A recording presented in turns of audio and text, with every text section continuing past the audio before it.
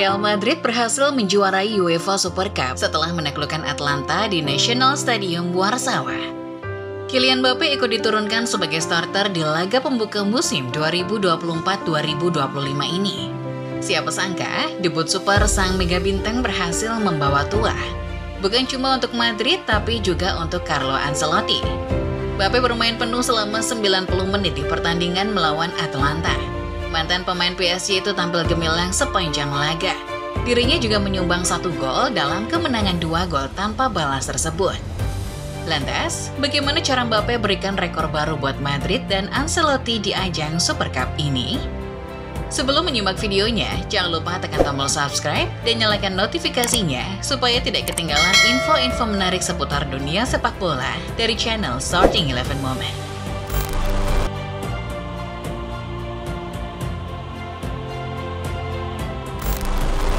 Datang ke Polandia dengan status juara Liga Eropa pasca menaklukkan Leverkusen sebagai tim yang paling sulit ditaklukkan musim lalu, jelas membuat Atalanta pede.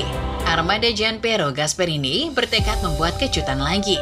Mereka tahu kalau level Real Madrid berbeda dari Leverkusen, tapi Ladia menolak kalah sebelum berjuang. Gasperini selaku pelatih tidak menganggap remeh kekuatan Madrid yang berhasil juara Liga Champions dengan menyapu bersih setiap laga yang mereka mainkan. Namun Gasperini meminta pasukannya untuk berjuang dan membuat kejutan. Status unggulan sama sekali tidak mengendorkan semangat juang wakil Italia ini.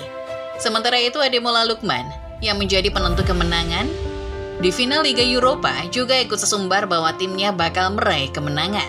Bagi Lookman, perjuangan keras Atalanta yang tak kenal lelah layak mendapat penghargaan. Sang penyerang juga yakin bahwa kerja keras tersebut akan mengantar mereka jungkalkan Real Madrid. Walau terhambat oleh absennya beberapa pemain seperti Gianluca Scamacca dan Koop Meiners, Atalanta mencoba optimis. Gasperini meminta anak asuhnya tak khawatir hanya karena beberapa pemain pilar inti absen. Toh di beberapa laga termasuk saat melawan Liverpool saja, Atalanta bisa menang tanpa kehadiran sejumlah pemain inti.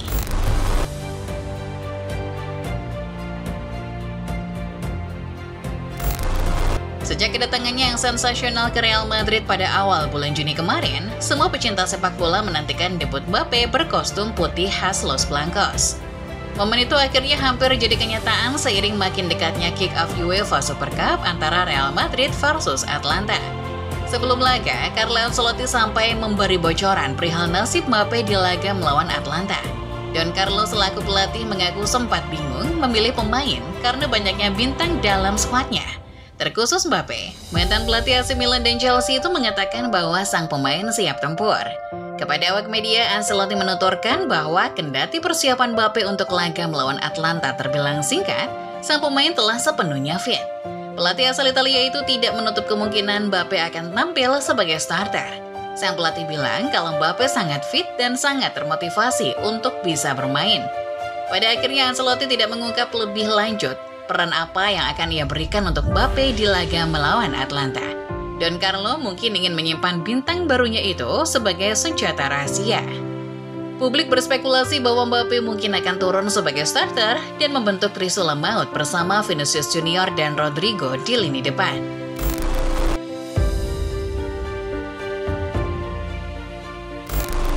Sejumlah spekulasi yang beredar perihal Kylian Mbappe dan seperti apa lineup pertama Real Madrid di musim 2024-2025 akhirnya terjawab.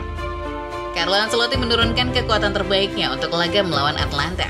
Yang paling menarik tentu saja ada di lini depan. Trisula maut Madrid benar-benar dipasang. Trio Rodrigo, Mbappe, dan Vinicius. Sebagian besar skuad yang diturunkan Real Madrid dalam laga melawan Atalanta masih sama seperti musim lalu. Thibaut Courtois di bawah Mistar menjadi sesuatu yang berbeda, mengingat sang kiper memang baru bisa bermain pasca diterpa cedera. Walau komposisi masih sama seperti musim lalu, lineup ini terlihat begitu menakutkan untuk setiap lawan Real. Madrid yang berstatus juara Liga Champions tidak bermain ngotot sejak awal. Terbukti, sepanjang babak pertama, mereka hanya bisa melepas 3 tembakan yang semuanya melenceng dari sasaran. Permainan pressing ketat Atalanta juga sepertinya banyak mempengaruhi permainan Madrid yang kurang berkembang di paruh pertama. Barulah di babak kedua, kengerian yang sebenarnya dari skuad Real Madrid benar-benar terlihat.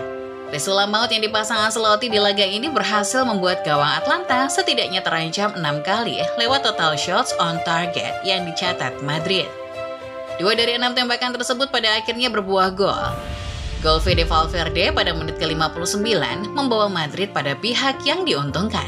Hingga akhirnya, sontekan kaki Mbappe yang dinanti-nantikan para fans Madrid berhasil membawa Los Blancos semakin tak terkejar. Madrid pada akhirnya menutup laga dengan kemenangan 2 gol tanpa balas dan menjadi kampion UEFA Super Cup tahun ini. Kemenangan atas Atlanta setidaknya menggambarkan betapa mengerikannya skuad Real Madrid musim depan. Tidak hanya tajam di lini serang, Madrid juga kokoh dalam bertahan. Hal ini dibuktikan dengan catatan Atlanta yang hanya mampu melepas 2 shot on target ke gawang Madrid kawalan Thibaut Courtois.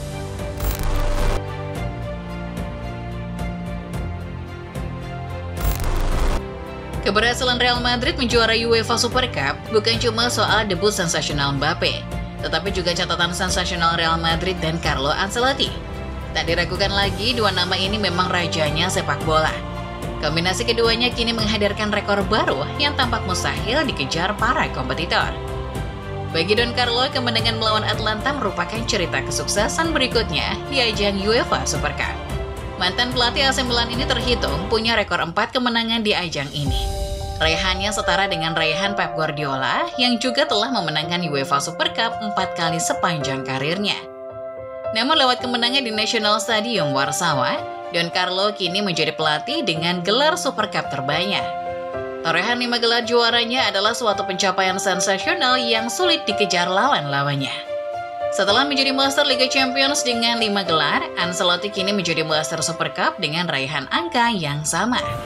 Seturut dengan rekor milik Don Carlo, Real Madrid juga menoreh pencapaian serupa. Setelah menjadi klub dengan gelar Liga Champions terbanyak, Madrid kini menjadi tim dengan gelar Super Cup terbanyak. Raihan 6 gelar berhasil melewati catatan AC Milan dan Barcelona yang sebelumnya berbagi jumlah trofi dengan Madrid.